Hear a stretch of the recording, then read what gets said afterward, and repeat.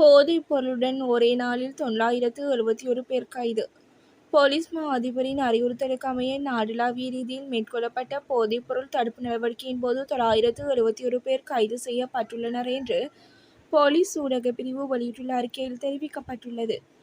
இந்த நடவடிக்கையின் போது 135 gram 9 milligram heroin, 2 kilo 422 gram 13 milligram ice, 603 gram 84 milligram கஞ்சா, 97,283 கிராம் கஞ்சா செடிகள், 1 கிராம் 3 மில்லிகிராம் குஷ் ரக போதைப்பொருள் என அனைத்தும் கைப்பற்றப்பட்டுள்ளன.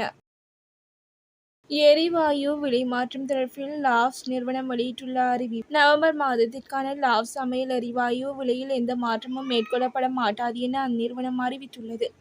லாவ்ஸ் எரிவாயுவின் பணிப்பாளர் மற்றும் குழும பிரதம நிறைவேற்று அதிகாரி நிரோஷன் பீரிஸ் இதனை தெரிவித்துள்ளார்.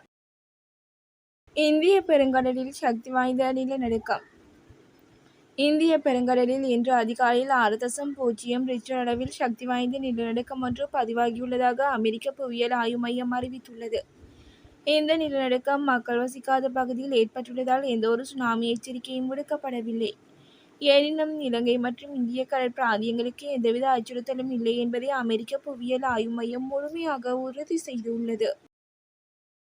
தமிழர்களுக்கு எதிராக கடும் போக்குவாதிகளின் சதி நடவடிக்கை. தமிழினத்திற்கு எதிராக திட்டமிட்ட வகையில் சிங்கள இனவாதிகள் செயற்படுவதாக பௌத்த தேரர் ஒருவர் வெளிப்படுத்தியுள்ளதாக நாடாளுமன்ற உறுப்பினர் ரா சாணக்கியன் தெரிவித்துள்ளார். மிகிந்தலை பகுதியிலுள்ள விகாரை ஒன்றின் விகாராதிபதிக்கும் நாடாளுமன்ற உறுப்பினருக்குமான நேற்றைய சந்திப்பின் போது மறைக்கப்பட்ட இரகசியம் ஒன்று அம்பலப்படுத்தப்பட்டுள்ளது. அதற்கமைய குருந்தூர் மலையில் திட்டமிட்ட வகையில் பௌத்த பயமாக்களை உருவாக்கி அதனை தொல்பொருள் பகுதியாக பிரகடனம் செய்யும் நடவடிக்கை தொடர்பில் விகார அதிபதி உண்மையை வெளிப்படுத்தியுள்ளார். அனுர அரசிற்கு எதிராக வெடிக்கவுள்ள பேரணி. பிரதான எதிர்க்கட்சியான ஐக்கிய மக்கள் சக்தி பதவிக்கு ஏற்றாற்போல் சிறந்த எதிர்க்கட்சியாக செயற்பட வேண்டும் என நாடாளுமன்ற உறுப்பினர் நாமல் ராஜபக்ச தெரிவித்துள்ளார். எதிர்க்கட்சிகள் சுப நேரத்திற்காக காத்திருக்காமல் பொதுமக்களுக்காக ஒன்றுபட வேண்டும் என்றும் நாமல் ராஜபக்ச அழைப்பு விடுத்துள்ளார்.